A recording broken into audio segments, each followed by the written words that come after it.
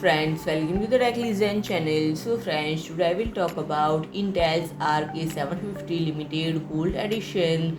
So friend, Intel has special edition of Arc A750 and friend, it is a special version of Arc A750 to be sold.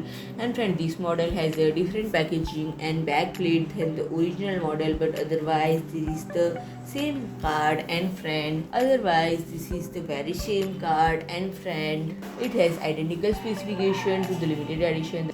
There is no extra overclocking or better memory configuration here, and Intel wanted to make this clear so they can up to with this specification. And friend, it features a cut down ACM-G10 GPU with 28 cores, and it is equipped with 8 GB of GDDR6 memory, and this model has TDP of 225 watt and a graphics clock at 2050 MHz. And friend, this card is currently not in stock, but this special edition is set to cost at $344. So friend, if you like my video, please do like, share and comment, and don't forget to subscribe my channel and press the bell icon.